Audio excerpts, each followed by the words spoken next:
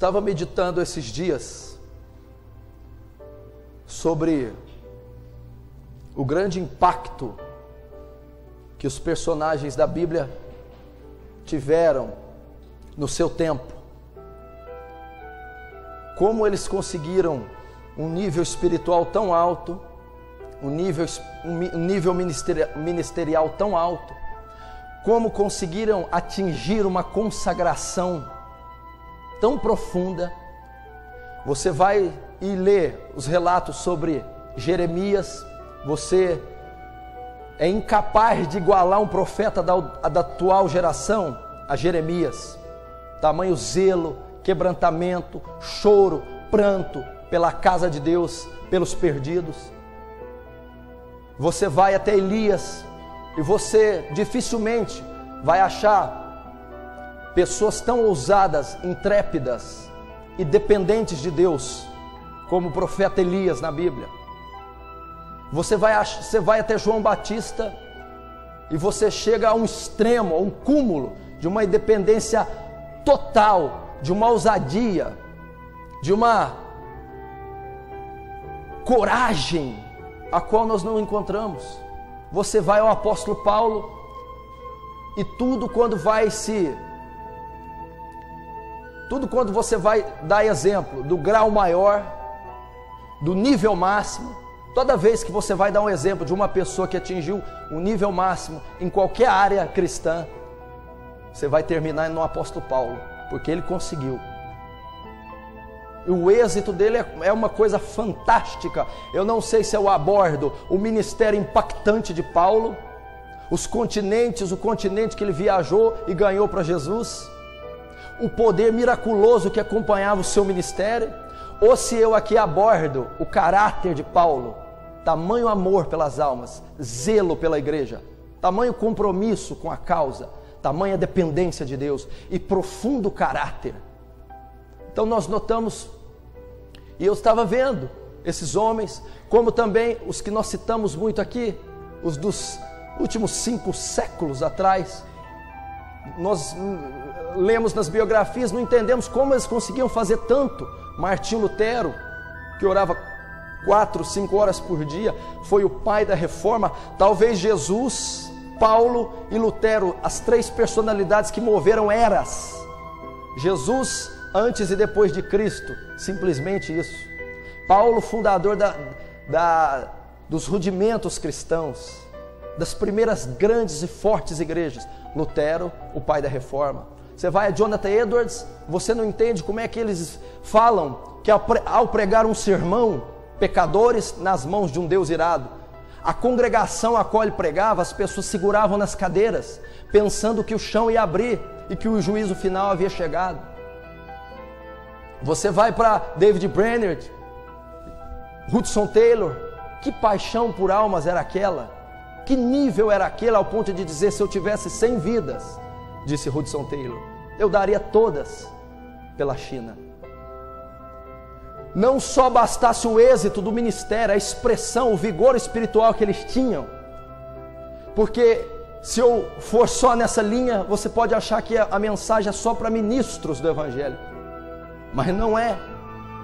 Como se o êxito não fosse só no ministério, eles também tinham uma consagração maior. Eles lidavam com o pecado de uma forma diferente. Eles venciam o pecado. Eles transformavam seus caráteres. Ou seja, eles tinham êxito, eles tinham vitória, eles tinham sucesso na vida espiritual deles. Então são personagens bíblicos ou da história que nós olhamos e vemos o nível que eles chegaram, o teor do cristianismo que eles professaram. E eu há 2 semanas atrás fui levado a pensar, Senhor, por que eles tiveram tanto êxito? Quando nós ensinamos a respeito deles, quando a história mostra a respeito deles, quando recitamos eles, quando lemos seus livros, é quase que causa em nós um efeito reverso, por ser níveis inatingíveis. Não entendemos como eles chegaram até lá, parece que é mentira, parece que é impossível um homem orar 4 ou 5 horas por dia. Parece que é impossível alguém renunciar tudo, prazeres, bens materiais, e amar as almas sem sequer conhecê-las. E eu falei, Senhor, e por que nós hoje temos uma vida tão superficial, tão fraca? Porque o nosso ministério é tão débil, ele não influencia, ele não impacta as pessoas ao nosso redor, não tem o mesmo êxito daquele povo, é fraco, é racional, é humano, é psicológico, é emotivo, mas não são ministérios debaixo do poder do Espírito Santo. A mesma coisa o caráter. Quantos cristãos, 1 ano, 2, 10, são crentes fracos, fraquíssimos, não conseguem ser regenerados, não conseguem abandonar vícios, não conseguem crescer a estatura de Cristo, não conseguem ter o caráter transformado, não conseguem ter uma visão diferente do Evangelho. Por que, Senhor? Somos uma geração débil, somos uma geração fraca, somos uma geração pobre, o nosso cristianismo é fracassado, é fajuto. Eu estava falando com Deus, refletindo, e eu indaguei essas questões que eu estou aqui pregando a você. Por que a igreja atual perece? Porque há cristãos que você conhece na igreja 1, 2, 10, 20 anos, e eles têm os mesmos pecados de quando se converteram, eles têm as mesmas áreas da vida em fracasso, eles simplesmente não prosperam, a vida econômica sempre é um caos, o corpo sempre padece doenças, ele sempre tem problema com a mentira, ele sempre tem problema imoral, ele sempre é fraco na oração, ele nunca consegue ler a Bíblia inteira, ele nunca consegue vencer áreas do velho homem, o caráter, ele nunca consegue ganhar uma alma para Jesus, ele nunca vence a autoestima baixa, o complexo de rejeição, o distúrbio emocional, ele nunca se satisfaz apenas com a graça, tem que ser alimentado por pastores, pessoas que são suas muletas, são verdadeiros ossos secos, como Ezequiel disse, pessoas mortas espiritualmente, os ossos representavam morte, secas, pessoas que não têm uma revelação da glória, pessoas que não têm experiências com Deus, pessoas que nunca, ouça o que eu vou dizer, estão na igreja e nunca nasceram de novo, nunca foram regeneradas, nunca nasceram de novo. E eu fiquei meditando nisso, porque eu estou inserido nesse contexto, eu faço parte da geração atual, e eu fiquei me remoendo, Senhor, não conseguimos atingir o nível daqueles homens, não conseguimos atingir o caráter de Paulo, muito menos a eficácia do seu ministério, não conseguimos ser um reformador como Lutero, não conseguimos ser santo como Natanael, eis ali varão israelita que não há dolo.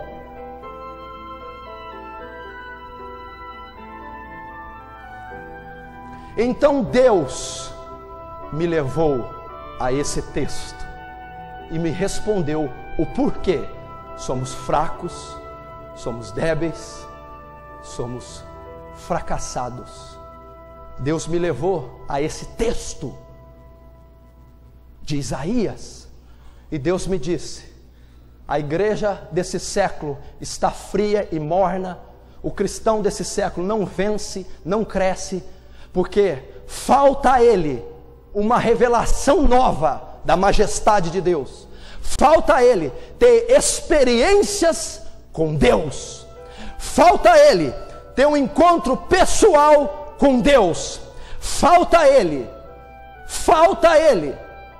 ter comunhão diária e profunda com Deus, falta a ele o que está em 2 Pedro 1,4, ser participante da natureza divina, falta a ele o que está em 2 Coríntios 3,18, e todos nós com cara descoberta, refletindo a glória do Senhor como espelho, somos transformados de glória em glória, a mesma imagem, pelo Espírito.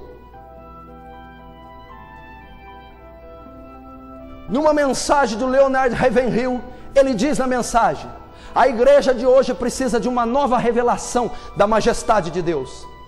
E eu falei: Senhor, como a igreja precisa de uma nova revelação?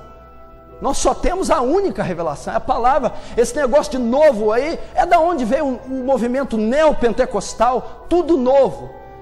Eu não quis concordar com essa declaração daquele grande homem que eu admiro. Senhor, nós precisamos de uma nova revelação da majestade. Aí o Espírito me falou, ele não está querendo dizer algo novo que sai do Evangelho. Esse novo que ele está dizendo é o próprio Evangelho, porque o que nós estamos acostumados não é Evangelho. Algo novo seria o Evangelho de Cristo. É isso que ele está dizendo. Novo é algo diferente do que conhecemos. Novo é diferente da vida cristã que levamos. Novo é a visão da Bíblia de Deus, do Senhor Jesus que temos. Então ele diz: precisamos de uma nova revelação da majestade de Deus. Qual é essa nova revelação? A mesma que ele deu a Moisés no Sinai, a mesma que ele deu a Daniel no rio Edequel, a mesma que ele conferiu a Paulo na estrada de Damasco. Nós precisamos ver a Deus sem restrição de denominação, de homem, de norma, de componente social. É o que nós precisamos.